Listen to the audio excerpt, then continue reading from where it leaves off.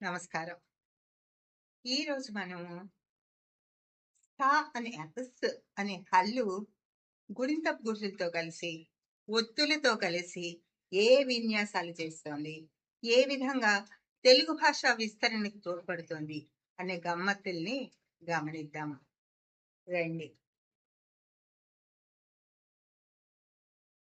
ఇక్కడ ఒక పదం ఇవ్వబడ్డది. ఆ పదం పేరు సీత.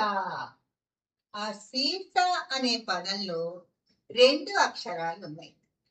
ఆ 2 అక్షరాలు కూడా ఉస్ అనే హల్లుకి సంబంధించింది. ఉస్ అనే హల్లు కుడి దీర్ఘమైన ఈని తలతో కలుపుకొని స్థీగా మారి, దీర్ఘమైన ఆని తలతో కలుపుకొని సాగా మారి, సీసా ఒక బాటిల్ అనే అర్థం వచ్చే పదాన్ని మనకి తెలియజేస్తుంది. ఈ పదంలో ఉన్నది ఒకే హల్లు, అది ఉస్. ఆ ఉస్ అనే హల్లు గుడి దీర్ఘమైన ఈ దాన్ని కలుపుకుని సీగా మారింది. దీర్ఘమైన ఆను కలుపుకుని సాగా మారింది.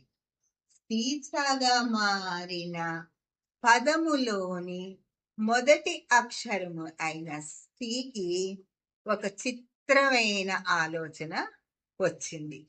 అదేంటంటే, తన సి అనే పదాన్ని అదే విధంగా ఉంచుకుని తాను పదములోని ప్రథమ స్థానంలో ఉండి మరికొన్ని పదాలని సృష్టించాలనే తలపు కలిగింది.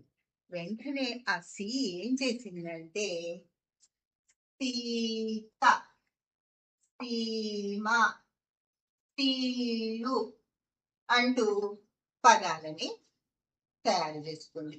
ఆ పదాల్లో మొదటి అక్షరంగా తానుండి తన పక్కన వేరే హల్లులకి గుణింతపు గుర్తుల్ని చేర్చి పదాలని తయారు చేసుకుంది. ఆ సీకి అంతటితో సంతృప్తిగా అనిపించలేదు. నేను పదంలో మొట్టమొదట ఉండటమే కాదు, మధ్యలో కూడా ఉంటే ఎలా ఉంటుంది, ఆ పదాలు ఎలా ఉంటాయి అని గమనిద్దాం అనుకుంది. అది వెంటనే ఏం చేసిందంటే, తన ఈ రూపాన్ని ఇదే విధంగా ఉంచుకుని కోన సీమ అని మధ్యలోకి వచ్చేసింది. ఇక్కడ సీమాలో ప్రథమ అక్షరంగా ఉన్నది రెండవ వరుస వచ్చేప్పటికీ మూడవ అక్షరంగా మారిపోయింది. కోన సీమ. అదే విధంగా మసీదులో రెండవ అక్షరంగా మారింది. ఇప్పటి వరకు గమనిస్తే సి అనే ఒక అక్షరము సీసా అనే పదంలో ప్రథమ అక్షరంగా ఉండి, తాను సీసా అనే పదంలోనే కాకుండా మరికొన్ని ఇతర పదాల్లో కూడా ప్రథమ అక్షరంగా ఉండాలి అనుకుంది. అప్పుడు సీత, సీమ, సీలు ఈ విధంగా పదాలు ఆవిర్భవించాయి. అంతటితో తృప్తి చెందకుండా నేను ప్రథమ స్థానంలో మాత్రమే కాకుండా పదంలో అక్కడక్కడ కనిపిస్తూ ఉంటే ఎలా ఉంటుంది అనుకుంటూ తాను మసీదు అనే పదంలో రెండవ వర్ణంగా, కోనసీమ అనే దాంట్లో మూడవ వర్ణంగా వచ్చింది. అప్పటికి కూడా తృప్తి చెందలేదు. నేను ఒక్కదాన్ని సిగా ఉంటే ఎలా, నేను మరొక హల్లు సహాయం తీసుకుని ఆ హల్లుని ఒత్తుగా మారమని దానిని నా కింద పెట్టుకుని పదాలను తయారు చేస్తే ఎలా ఉంటుంది అనే కోరికతో ఆ సి ఏం చేసిందంటే ఈ సి తా అనే హల్లు యొక్క సహాయాన్ని కోరింది. ఈ తా అనేది సహాయం ఎలా కోరింది? నువ్వు నా పక్కన ఇదివరకు సీత అనే దాంట్లో వచ్చావమ్మా, పదం అయ్యింది, కానీ ఇప్పుడు నువ్వు అలా అక్షర రూపంలో రావద్దు, ఒత్తు రూపంలో రావాలి. నువ్వు ఒత్తు రూపంలో వస్తే మనం మరికొన్ని పదాలను తయారు చేసుకోవచ్చు అని చెప్పింది. వెంటనే తా సీతో ఉండే సఖ్యత వలన సరే అమ్మా, అలా తాగానే వస్తున్నాను, ఇప్పుడు తా ఒత్తుగా వచ్చి నీ కింద కూర్చుంటాను, నీ పక్కన తాగా ఉండను అని తాను తన రూపాన్ని మార్చేసుకుని తా కాస్త ఇలా ఉండాల్సిన తా కాస్త ఇలా ఉండాల్సిన తావత్తుగా మారిపోయి బస్తీ, కుస్తీ, విస్తీర్ణం ఈ 3 పదాల్లో కూడా తావొత్తుతో కలుపుకుని సి అనే అక్షరం వచ్చింది. ఈ సి అనే అక్షరాన్ని విడదీసి కనుక చూస్తే ఉన్న హల్లులు ఉస్ అనే హల్లు ఒకటి ఉంది. ఈ హల్లు అనే ఇంకొక హల్లు ఉంది. ఇది కూడా హల్లు. అచ్చు ఈ అచ్చు ఏం చేసిందంటే తన రూపాన్ని మార్చుకుని గుడింతకు గుర్తుగా మారింది. ఒక సి అనే అక్షరము తన రూపంతో పాటుగా మరొక హల్లుని కూడా చేర్చుకొని దానికి ఒక గుడింతపు గుర్తుని చేర్చుకుని ఈ సి అనే రూపంగా మారింది. సి అనే రూపం చూసుకుంటే మనకి ఇంతవరకే వస్తుంది. అప్పుడు ఈ తా రాదు. సి అనే రూపం చూసుకుంటే ఉస్ అనే హల్లు, ఈ అనే గుడింతపు గుర్తు మాత్రమే ఉన్నాయి.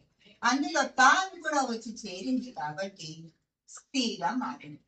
ఈ తా గుడింతపు గుర్తుగా కూడా కాకుండా ఒత్తుగా మారి వచ్చింది.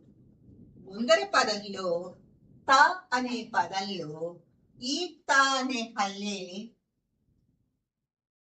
ఆ అనే తలకట్టును కలుపుకుని సీతాగా వచ్చింది.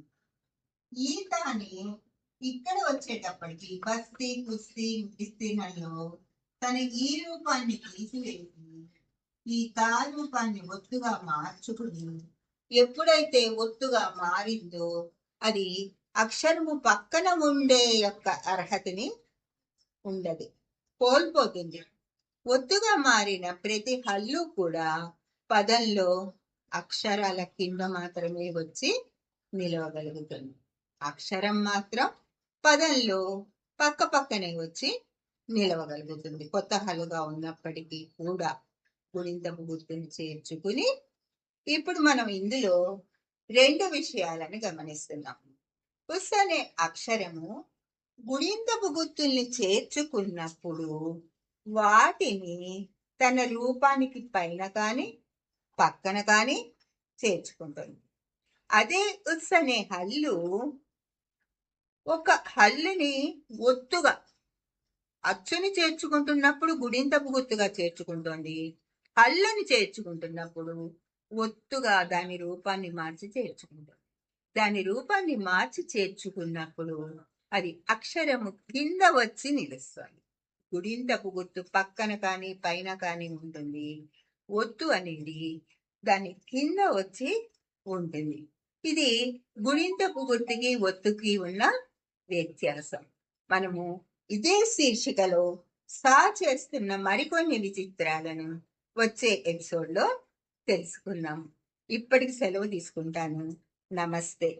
జై తెలుగు తల్లి.